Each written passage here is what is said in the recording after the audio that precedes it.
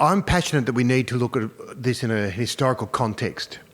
It was Emilio Antonio, the filmmaker, who said if we forget history, we live in a compulsive twitch to today's media output, and that output is false.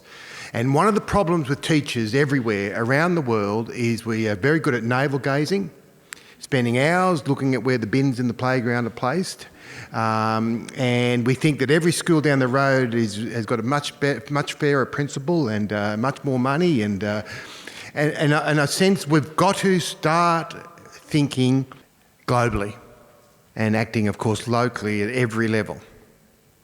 And it's really important that all of us start making the connections, not just within our own country, but across the world.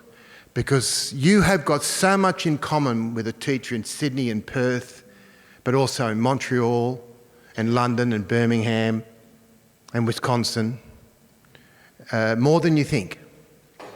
Public education is under attack. And why wouldn't it be?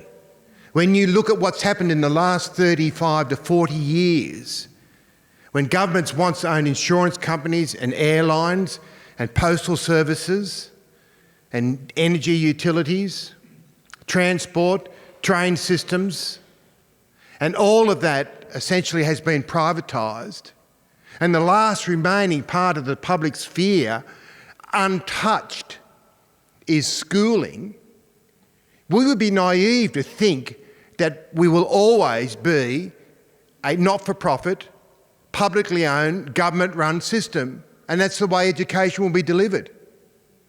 Because when you think about it, this notion of a universal public education system that takes children from about 5 till they're 17 is a very modern concept. It's only existed really in the post-war period. It was in the 50s that they created comprehensive education. Before that, there was very little small retention rates, not much secondary schooling. In the 50s we created it, in the 60s we implemented it, and 70s. By the 80s they were attacking it and dragging it down. So for a 20, 30-year period we had a notion of a universal system, but it's been under attack. And you see what the agenda is. You could recognise it. Devolution agenda, a fragmentation of the system. I'll come back to that in a minute. Funding cuts. The high-stakes testing agenda. In the US last year, Pearson, one company, not stealing your thunder, Paul, implemented 50 million tests. Kids between kindergarten and the end of high school in America sit for something like 110 tests, about one a month.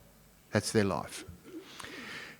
The politicisation of school curriculum, the loss of tenure, the casualisation of the workforce and wage freezes, tax on teaching qualifications. This is a critical one for us. And the demonising of public school teachers and their unions, and of course the privatisation. But it's been a narrative 30 years in the making. And I kind of look at it in waves. The first wave 30 to 40 years ago was the weakened trust in public education. And they did this by constantly criticising teachers, even to the extent of how teachers dressed or how they spoke or how they wrote. And then blame the teaching profession. And they used testing, of course, as an inexhaustible supply of data to show we are not doing the job. And every time we worked out we were doing the job, they changed the test. And then when we worked it out again, they changed the test. Then so we're in this like a mouse on a trap, just chasing ourselves, because the testing data will never, ever give you the results that they need. It's not designed to. And of course, the structural changes that came then is the ideology of localism. Local school management, breaking up the system, the bureaucracy. The teachers are there, we're crushed by this massive bureaucracy, and therefore what we do, we'll withdraw everything, all support for schools, and you're on your own. And that's the solution.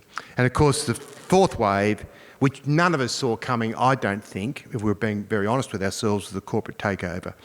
So the structural change, of course, you've all heard it, and it's all around the world.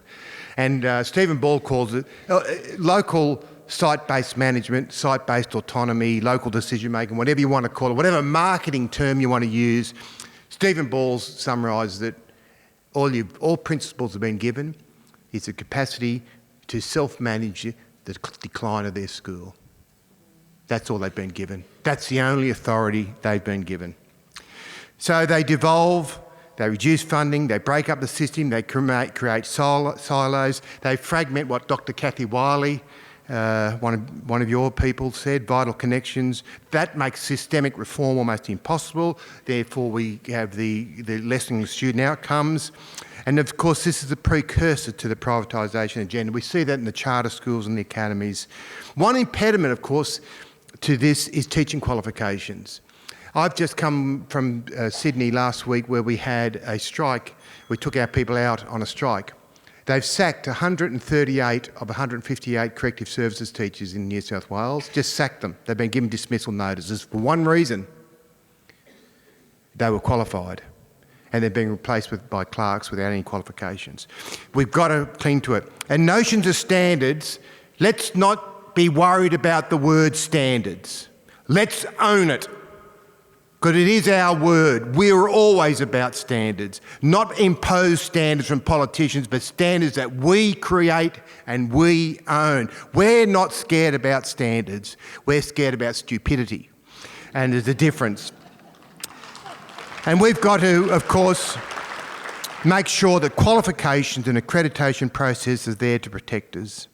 And some of the opposition that we've managed to see coming towards us is opposition to needs-based funding, the privatisation of education services. There's a tax on teaching qualifications around the world, and the growth of edu businesses, which I think Paul is going to talk about. If I could just very quickly, in the time I've got left, talk to you about this trade and service agreement. The trade agreements, fair trade agreements, are not fair. They've got little to do with trade, and no one agrees with them. So they're a misnomer to start with. They are essentially stakeholder rights agreements. They protect shareholders, basically. And I just want to show you what Australia and New Zealand are up to. Australia, Colombia, New Zealand and Norway, in the TESA agreement, have proposed, our governments have proposed, that private education services should be the subject of trade agreements. That is, that public education is a monopoly and it ought to be opened up to private commercial competition. Your government, my government, Norway and Colombia are proposing that in the trade and service agreement. How do we know? WikiLeaks. Otherwise it would have been secret for 5 years. So I'll finish on that point and finish with this message to you from the great Czech writer: the struggle of people against power is a struggle of memory against forgetting. Remember the history of this and we remain much more empowered when we know where it's coming from and who is proposing it.